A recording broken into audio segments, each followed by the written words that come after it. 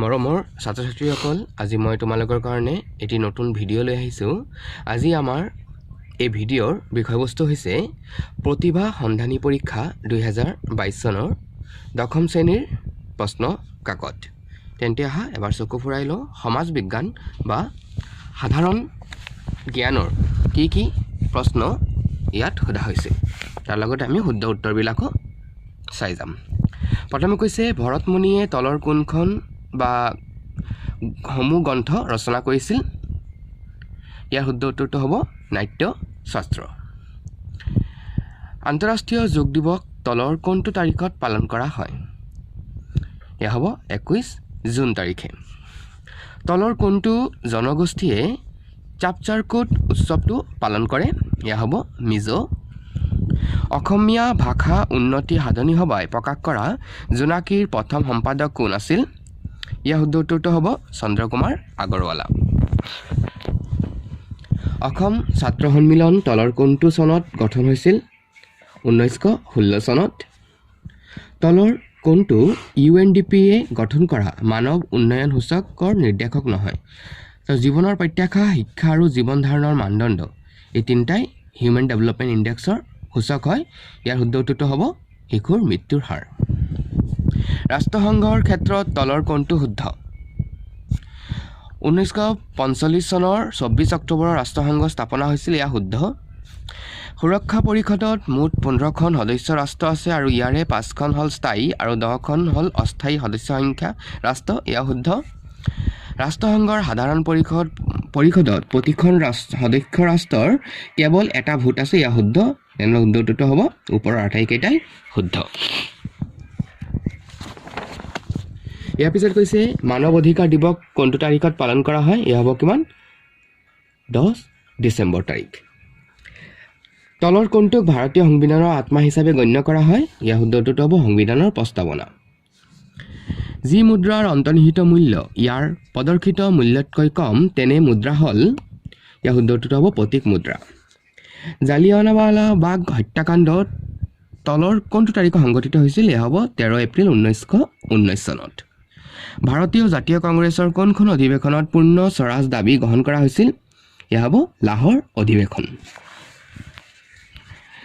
তলৰ কোনটো সময়কালক এটা বিত্তীয় বৰ্ষই সামৰি লয়? এয়া হ'ব প্ৰতি বছৰৰ 1 এপ্ৰিলৰ পৰা ইয়াৰ পৰৱৰ্তী বছৰৰ 31 মাৰ্চলৈ।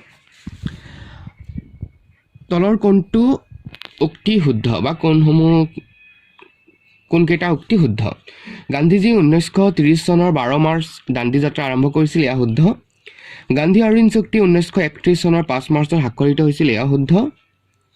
1931 চনত অনুষ্ঠিত দ্বিতীয় ঘূৰণীয়া মেজমেলত মহাত্মা গান্ধী অংশগ্ৰহণ কৰা নাছিল, এয়া অশুদ্ধ। তেনেহ'লে শুদ্ধটো কি হ'ব? কেৱল A আৰু B শুদ্ধ, অপশ্যন ডি। 2020 চনৰ দাদা চাহেব ফাল্কে পদক কোনে লাভ কৰিছিল, যাক 2022 চনৰ 10 ছেপ্টেম্বৰত 68 সংখ্যক ৰাষ্ট্ৰীয় বোলছবি মহোৎসৱৰ ৰাষ্ট্ৰপতিয়ে প্ৰদান কৰিছিল? শুদ্ধ উত্তৰটো হ'ব আশা পাৰেখ। কোন চনত ভাৰতীয় ৰিজাৰ্ভ বেংক প্ৰতিষ্ঠা হৈছিল? 1935 চনত। এটি দেশৰ কোনটো বেংকক এখন দেশৰ বেংক ব্যৱস্থাৰ মুৰব্বী বেংক আখ্যা দিয়া হয়? এয়া হ'ব কি কেন্দ্ৰীয় বেংক। ভাৰতীয় জাতীয় কংগ্ৰেছৰ 1929 চনৰ লাহোৰ অধিৱেশনৰ সিদ্ধান্ত অনুসৰি তলৰ কোনটো দিন ভাৰতীয় স্বাধীনতা দিৱস হিচাপে পালন কৰা হৈছিল? শুদ্ধ উত্তৰ হ'ব 26 জানুৱাৰী 1930। 1929 চনৰ ভাৰতীয় জাতীয় কংগ্ৰেছৰ লাহোৰ অধিৱেশনৰ সভাপতি কোন আছিল? এয়া হ'ব জৱাহৰলাল নেহৰু। তাৰপিছত কৈছে তলৰ কোনটো উক্তি শুদ্ধ বা কোনকেইটা উক্তি শুদ্ধ? 1942 চনৰ 8 আগষ্টত ভাৰতীয় জাতীয় কংগ্ৰেছৰ বম্বে অধিৱেশনত ভাৰত ত্যাগ প্ৰস্তাৱ গৃহীত হৈছিল, এয়া শুদ্ধ। গান্ধীজীয়ে ভাৰত ত্যাগ আন্দোলনত কৰিম কিম্বা মৰিম শ্লোগান প্ৰদান কৰিছিল, এয়া শুদ্ধ। তেনেহ'লে শুদ্ধটো কি হ'ব? A আৰু B দুয়োটাই শুদ্ধ। ভাৰতৰ স্বাধীনতা কোনটো আন্দোলনক আগষ্ট আন্দোলন বা আগষ্ট ক্ৰান্তি আন্দোলন বুলিও জনা যায়? ইয়াৰ শুদ্ধ উত্তৰটো হ'ব ভাৰত ত্যাগ আন্দোলন। ইয়াৰ পিছত কৈছে তলৰ কোনটো চতুৰ্থ বৃত্তিত অন্তৰ্ভুক্ত নহয়? তো আমি জানো বেংক আৰু বিত্তীয় সেৱা, প্ৰশাসন আৰু শিক্ষা আৰু গৱেষণা এই তিনিটাই হৈছে কি চতুৰ্থ বৃত্তিৰ অন্তৰ্ভুক্ত। পৰিবহণ আৰু যোগাযোগ হৈছে তৃতীয় বৃত্তিৰ অন্তৰ্গত। ৰেড চাৰ্ট বা খুদাই খিদমতগাৰ আন্দোলনৰ নেতৃত্ব কোনে বহন কৰিছিল? এয়া হ'ব খান আব্দুল গফুৰ খান। তলৰ কোনটো অজীৱীয় সম্পদ? এয়া হ'ব বায়ু। ভাৰতক পাকিস্তানৰ পৰা পৃথক কৰা সীমাৰেখাডালৰ নাম উল্লেখ কৰা। এয়া হ'ব ৰেড ক্লিফ লাইন। তলৰ কোনটো সেউজগৃহ গেছ নহয়? তো মিথেন, নাইট্ৰাছ অক্সাইড আৰু ৱাটাৰ ভেপাৰ, এই তিনিটা হৈছে কি সেউজগৃহ গেছ। তো নহয় বুলি কৈছে, শুদ্ধ উত্তৰটো হ'ব নাইট্ৰজেন। ইয়াৰ পিছত কৈছে 1946 চনত ভাৰতলৈ কেবিনেট মিছন প্ৰেৰণ কৰা ব্ৰিটিছ প্ৰধানমন্ত্ৰীগৰাকীৰ নাম উল্লেখ কৰা। এয়া হ'ব কি ক্লিমেণ্ট এটলি।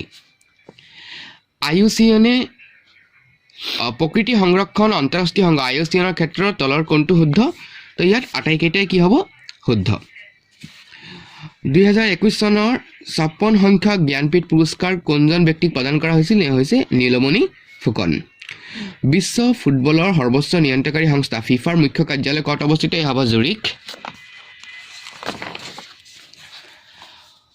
1 গিগাবাইট হ'ল, তো 1 গিগাবাইট হ'ব 10 to the power 9 বাইটছ।